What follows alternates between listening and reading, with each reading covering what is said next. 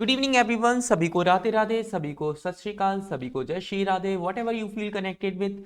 तो welcome to English with Kartik sir official YouTube channel and vocab bites के सेशन में भी आपका वेलकम है। तो चलिए स्टार्ट करते हैं सेशन को। आज सेशन है हैशटैग थर्ड। ओके, ये सीरीज चाहते हैं कि हैशटैग 3065 डेज तक जाए। तो कहते हैं मंजिलें मंजिलें भी जिद्दी हैं, मंजिलें भी जिद्दी हैं, रास्ते भी जिद्दी हैं, देखते हैं कल क्या होगा, हौसले भी तो जिद्दी हैं। So welcome to English with Kartik sir. And यदि हम बात करेंगे यहाँ पर, तो ये जो सेशन है ये सभी गवर्नमेंट टीचिंग एग्जाम्स के लिए, स्पेशली एसएससी के लिए एंड बैंकिंग एग्जाम्स के लिए बहुत ही यूजफुल है। चलिए आइए स्टार्ट करते हैं सेशन को। तो आज की इसके सेशन में क्या क्या हम पढ़ने वाले हैं, इंग्लिश की ईडियम्स को हम कवर अप करेंगे, वर्ड्स को कवर अप करेंगे, वन वर्ड सब्स्टिट्यूशन को हम यहाँ पर कवर अप करेंगे। चलिए, तो ये सेशन आपके ब्रेन स्टॉर्मिंग एक सेशन होगा जो कि आपके माइंड के साथ प्ले करेगा और आपकी वोकेबलरी को इनहेंस करेगा। चलिए बात करेंगे आगे यहाँ पर। तो क्विक रिवीजन करते हैं। एबीसी एड्रियन का मतलब होता है नौसिखिया होना, कडल का मतलब होता है किसी को पैम्पर करना, हीडलेस का मतलब होता है केयरलेस होना, नॉक्सियस का मतलब होता है हार्मफुल होना, सपल का मतलब होता है फ्लेक्सिबल होना, विथ माइट एंड मेन जो ईडियम होती है इसका मतलब होता है with all efforts, foam at one's mouth का मतलब होता है to be very angry, let cat out of the bag का मतलब होता है कि reveal the secret, the fourth state का मतलब होता है press, media, cost and arm and leg का मतलब होता है वेरी एक्सपेंसिव होना। कंप्लासेंट का मतलब क्या होता है सर, सेटिस्फाइड होना। एस्थेटिक का मतलब होता है सन्यासी। ट्रॉन्ट का मतलब होता है a person a student who take leaves without permission, जो बिना किसी परमिशन के लीव लेता है उसे हम ट्रॉन्ट कहते हैं।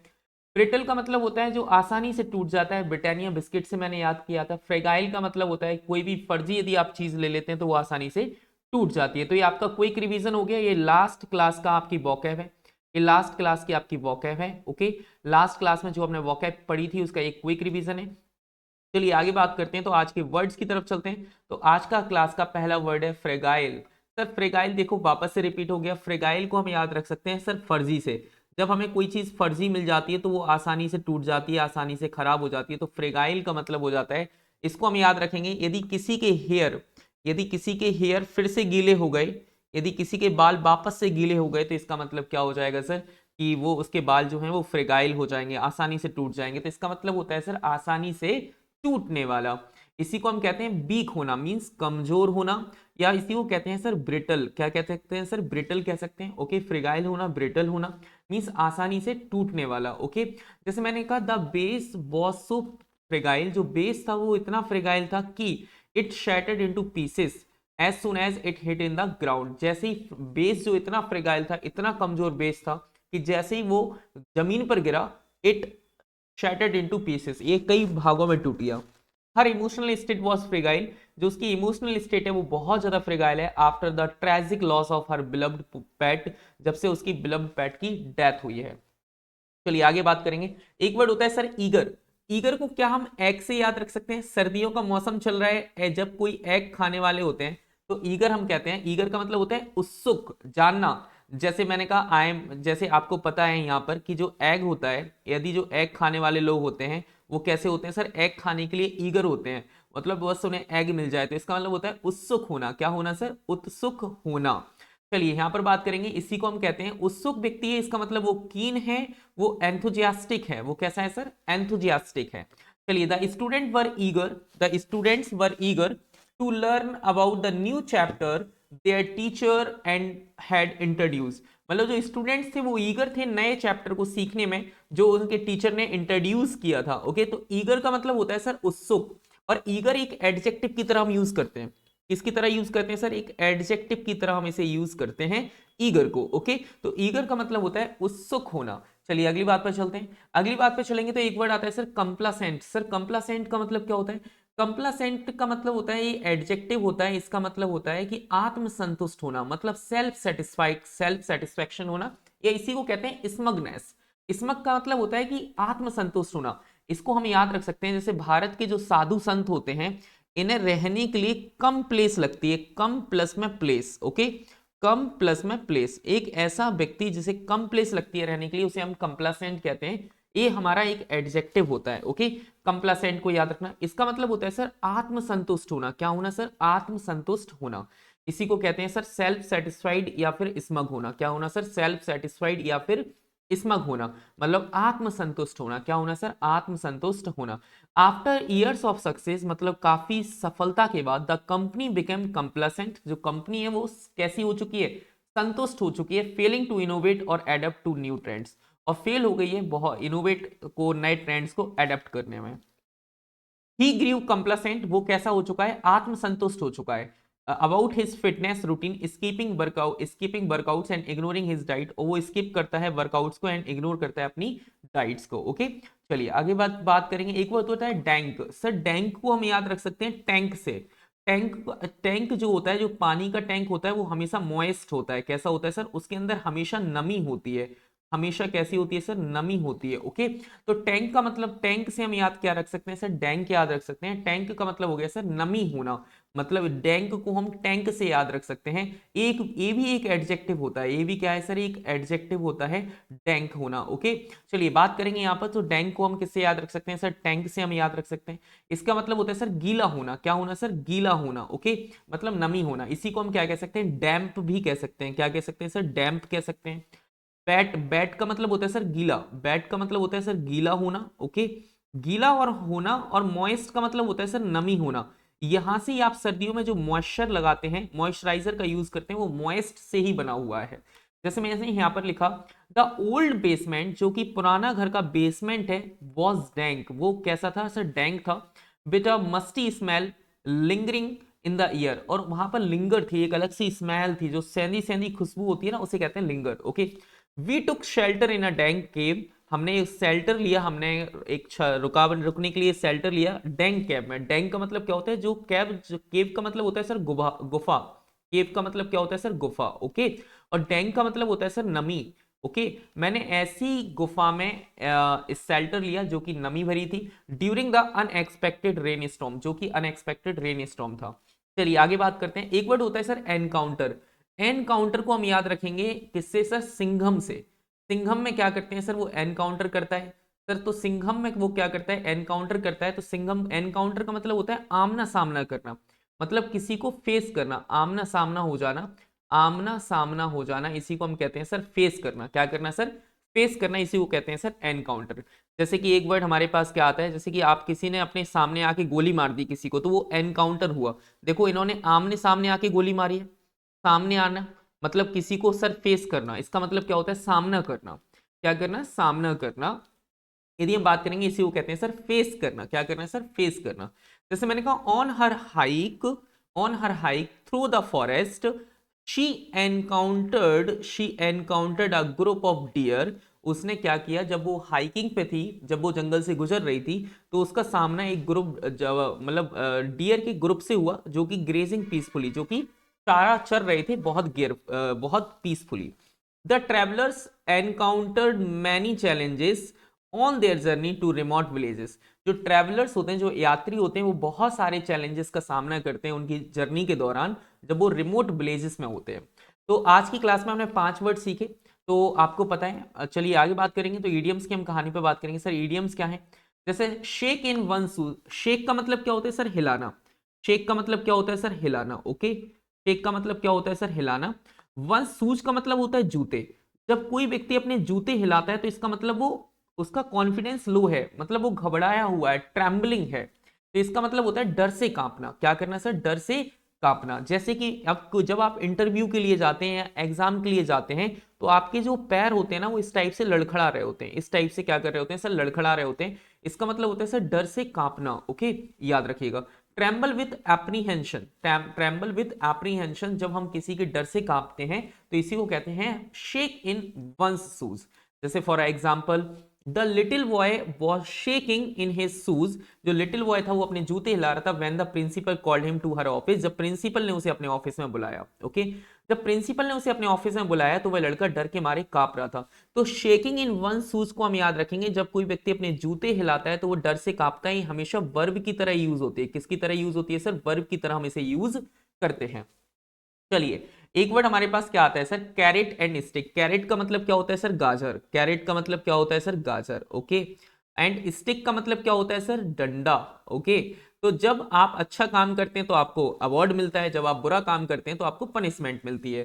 तो कहते हैं प्रोत्साहन मिलना अच्छे काम के लिए, दंड मिलना बुरे काम के लिए, इसी को कहते हैं carat and stick. Reward and punishment की फिलॉसफी कहते हैं इसे, रिवॉर्ड एंड पनिशमेंट कहते हैं। ओके, चलिए इसी को हमने क्या कह दिया सर, रिवॉर्ड एंड पनिशमेंट कहते हैं। जैसे मैं लिखा था manager use the carrot and stick, जो मैनेजर है वो यूज करता है कैरेट एंड स्टिक, जब उसके एम्प्लॉई, उसके सबऑर्डिनेट अच्छा काम करते हैं तो उन्हें अवार्ड देता है, बुरा काम करते हैं तो उन्हें पनिशमेंट करता है, उनकी सैलरी काट लेता है।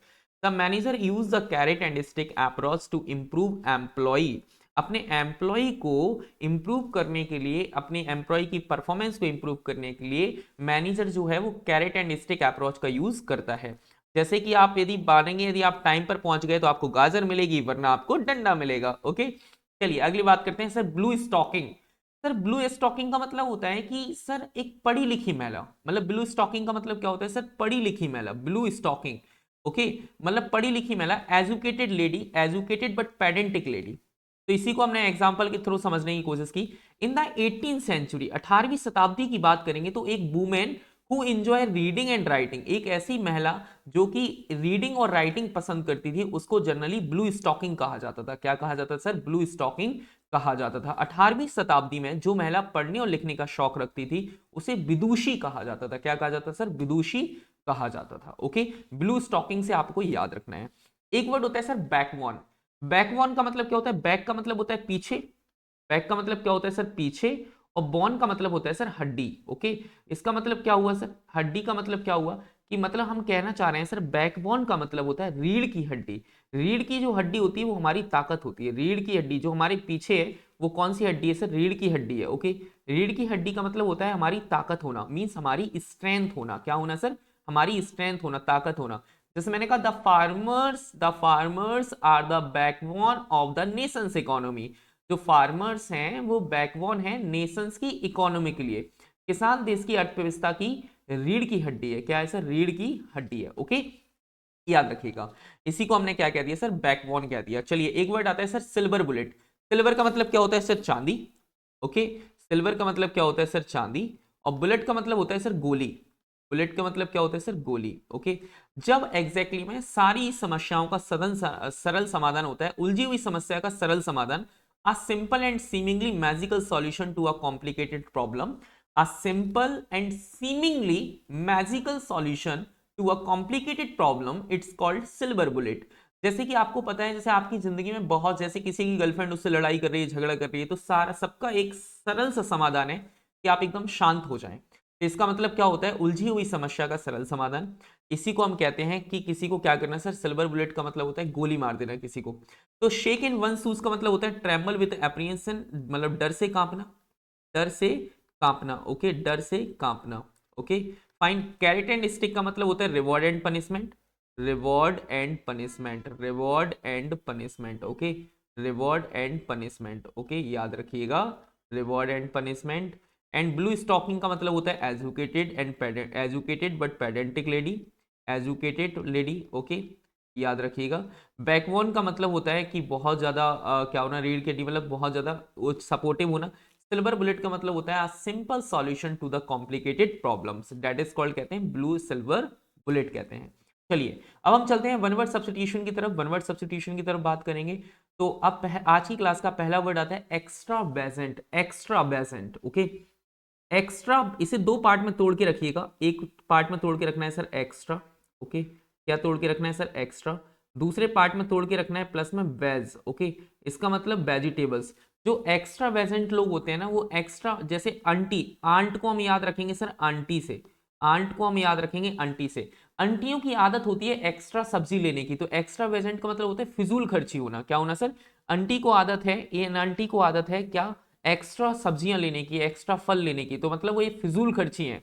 फिजूल खर्ची का मतलब होता है एक्स्ट्रा खर्च करना। According a person who waste his money on luxury, एक ऐसा पर्सन जो अपनी पैसा अपनी लग्जरी पे खर्च करता है, उसी को हम कहते हैं sir extravagant. A person who waste money on luxury, a man who waste his money on luxury, that is called, कहते हैं फिजूल खर्ची। क्या कहते हैं सर, फिजूल खर्ची कहते हैं। Okay, she wore an extravagant, she wore an extravagant gown, उसने एक एक्स्ट्रा वेजेंट गाउन खरीदी, covered in diamonds for the charity gala. Okay, जो चैरिटी गाला थी उसके लिए उसने क्या खरीदी, एक एक्स्ट्रा वेजेंट गाउन खरीदी जो कि कवर्ड थी डायमंड से। ओके, चलिए अगले वर्ड की तरफ बात करते हैं, इंसॉल्वेंट। ओके, सॉल्व का मतलब होता है जो अपनी प्रॉब्लम्स को सॉल्व नहीं कर पाता, जो अपनी प्रॉब्लम्स को सॉल्व नहीं कर पाता वो इंसॉल्वेंट हो जाता है।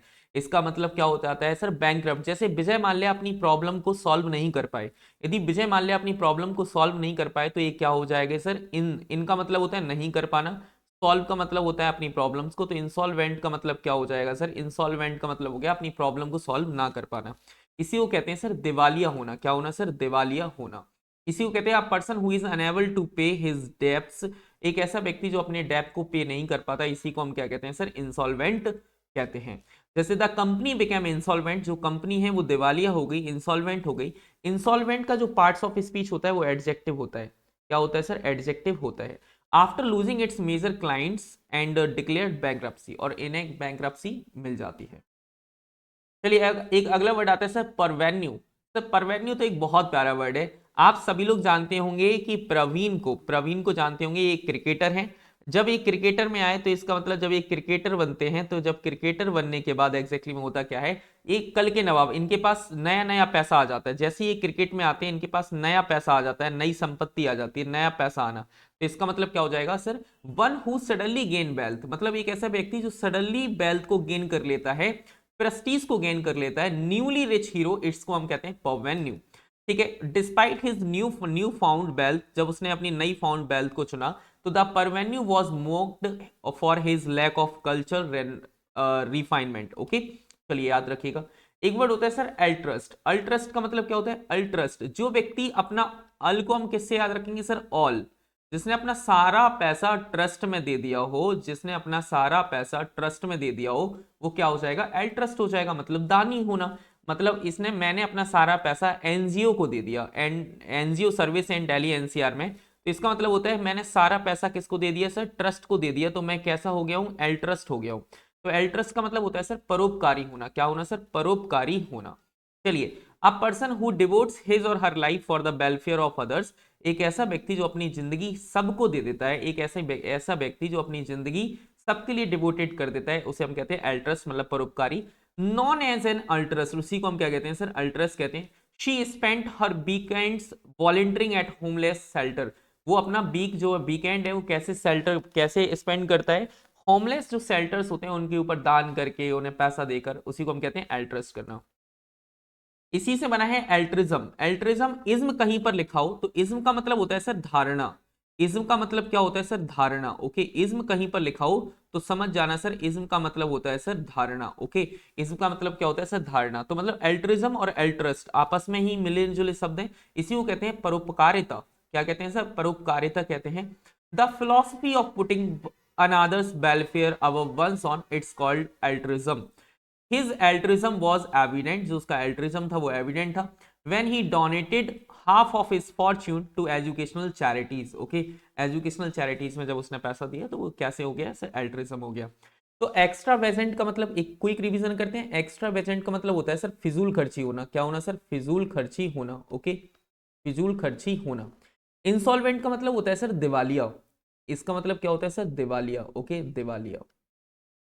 और परवेन्यू का मतलब होता है नया पैसा होना, नया रिच, नया अमीर इंसान, नया अमीर आदमी। ओके, नया अमीर आदमी, इसी को हम क्या कहते हैं सर, आपको परवेन्यू कहते हैं। एल्ट्रस्ट का मतलब होता है परोपकारी। क्या होते हैं सर, परोपकारी, जो परोपकार करता है, डेट इज कॉल्ड परोपकारी। एल्ट्रिज्म का मतलब होता है परोपकारिता। क्या कहते हैं सर, परोपकारिता कहते हैं। ओके, तो आज की क्लास के हमने एग्जैक्टली में 5 ईडियम्स को समझा, 5 idioms. Okay, 5 idioms, 5 words. Okay, 5 words. And यदि हम बात करेंगे तो 5 हमारे वन वर्ड सब्सटीट्यूशन। ओके, तो हमने इस सेशन में इन 15 वर्ड को सीखा है। यदि आप लोग मेरे टेलीग्राम चैनल और इस क्लास की पीडीएफ के लिए, इस क्लास की यदि पीडीएफ के लिए आप जुड़ना चाहते हैं, इस क्लास की यदि पीडीएफ लेना चाहते हैं, तो आप टेलीग्राम चैनल को आप ज्वाइन कर सकते हैं, इंग्लिश विद कार्तिक सर, या फिर आप सर्च कर सकते हैं कार्तिक सर ऑफिशियल को। यदि आप मेरी इंस्टा आईडी से कनेक्ट होना चाहते हैं तो I_कार्तिक26 के साथ आप जुड़ सकते हैं। चलिए आगे हम बात करेंगे। तो इस क्लास की पीडीएफ के लिए आप टेलीग्राम चैनल को आप जरूर ज्वाइन करें। And thank you so much for watching this session. सभी लोग कमेंट बॉक्स में अपने कमेंट किया करो। जो भी 15 वर्ड आपने, 5 idioms, 5 one word substitution, 5 vocabulary जो आपने सीखी है, उसे कमेंट बॉक्स में यदि आप टाइप करेंगे तो आपको बहुत अच्छा लगेगा। ओके, मतलब आपको एक मोटिवेशन मिलेगा कि हाँ हमने सही किया है। तो चलिए बाकी मुलाकात करेंगे आपसे नेक्स्ट सेशन में। जब तक का आप अपना और अपनी फैमिली का ख्याल रखिए, हंसते रहिए, मुस्कुराते रहिए, खुश रहिए। Thank you so much for watching this session. Bye bye, take care.